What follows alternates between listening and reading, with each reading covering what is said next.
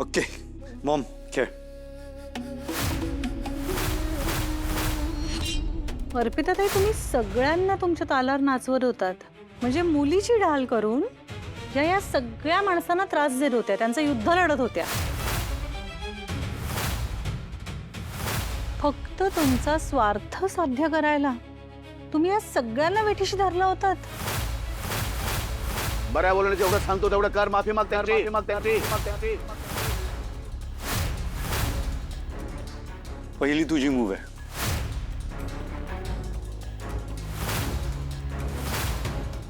Maugham Maugham hello, काय झालंय तुला आज? एरवी तर स्ट्रेस असला की चेस खेळतेस ना, मग आज काय झालंय? मॉम एरवी चेस खेळून माझा स्ट्रेस कमी होतो, मला शांत वाटतं. आणि आज आवाज आवाज आवाज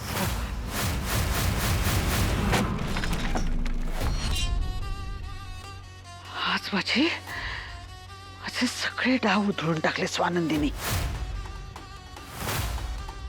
आता जोपर्यंत मी तिचे डाव उधळत नाही तोपर्यंत मला शांत नाही वाटणार. ही स्वानंदी डोक्यावर बसायला लागलीये मॉम. लवकरात लवकर हिचा काहीतरी कायमचा बंदोबस्त करायला पाहिजे. मीच करू का? तिला मारून काही फायदा होणार नाही आपला. मग वार अशा जागी करावा की जिथली जखम भरून येणार नाही. स्वानंदीला सगळ्यात महत्वाचं काय? मला काय माहित. हे घर, समर, म्हातारी, पण त्याही पेक्षा जास्त तिची इमेज. आदर्श बायको, आदर्श सून, आदर्श आदर्श आदर्श आदर्श म्हणून मिरवायला तिला खूप आवडतं ना. तीच तिची इमेज मोडून काढायला हवी, पण हळूहळू, कोणालाही कळणार नाही अशा प्रकारे गोड बोलून तोंडावर नेहमी स्माइल ठेवायची. पण करायचं आपल्याला हवं तेच.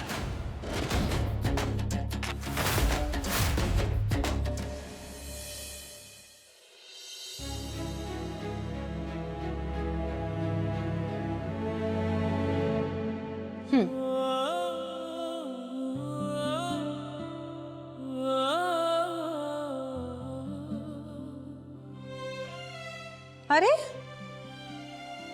हे काय आहे? मी ठीक आहे. अजिबात उत्साहामध्ये आवरावरी करत नाही आहात तुम्ही. आणि मला माहिती आहे तुम्हाला रात्री नीट झोप लागली नाहीये, हो ना? आता सारखं सारखं अर्पिताचाच विचार डोक्यात येतोय माझ्या. मला तर वाटतं ना त्यांचा संसार आता खऱ्या अर्थाने सुरू होईल. अहो पण तरी राजवाडे, आपण नेहमी चांगली बाजू बघावी की नाही? मग अर्पिता ताई आता सुखाने संसार करणार आहेत, यासाठी तर खुश व्हायला हवं ना आपण. अगदी बरोबर बोलते स्वानंदी. सॉरी, म्हणजे तुमची सकाळ डिस्टर्ब नव्हती करायची मला. असं काय बोलतेस काकू? ये आत ये. अरे म्हणजे मला राहवलं नाही रे, वाटलं तू अस्वस्थ असशील म्हणून मी आले. तुला कसं कळतं काकू?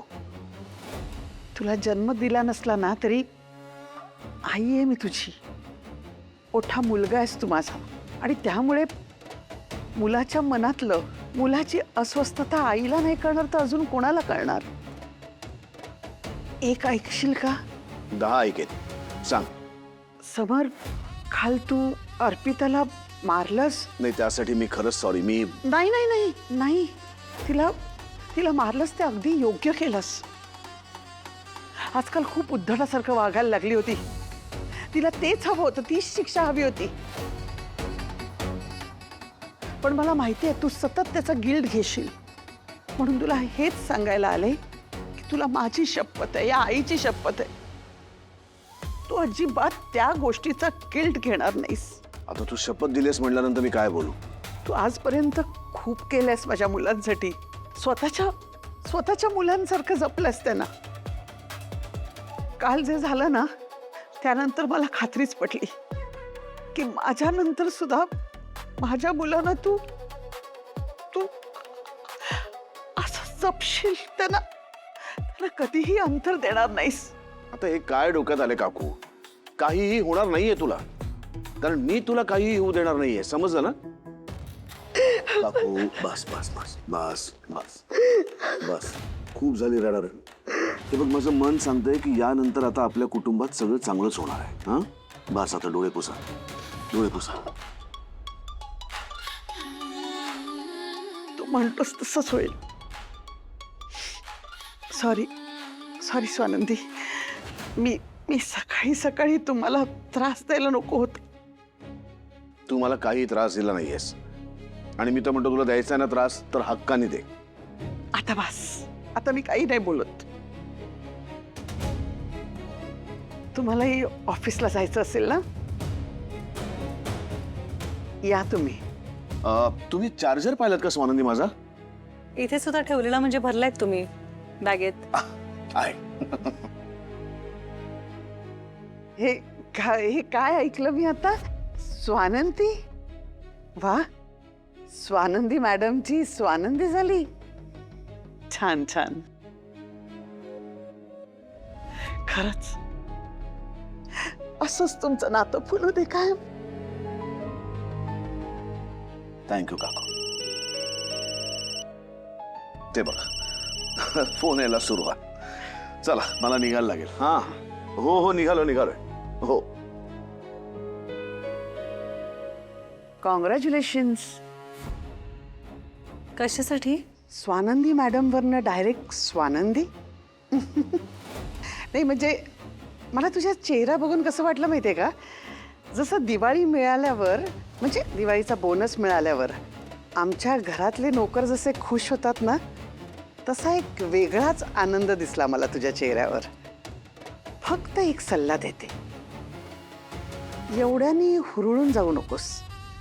तुला जर असं वाटत असेल ना की समरनी आपल्याला नावाने हाक मारली म्हणजे तू त्याच्या मनात घर करशील, तसं नाही. माझ्या अप्पीला बळजबरीने सासरी पाठवलंस ना, आता तुला तुझ्या सासरी कधीच सुख लाभू देणार नाही.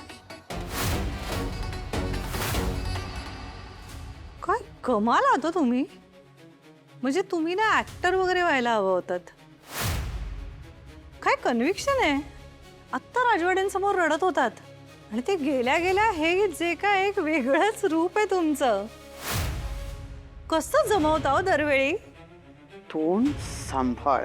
अरे बापरे, मी तर कौतुक करत होते तुमच्या विविध पैलूंचं. पण नाही हो, म्हणजे एवढा एक्स्ट्रा टॅलेंट जे काय आहे हे कधीतरी राजवाड्यांच्या समोर पण यायला हवं. पण डोंट वरी, ते मी करीन.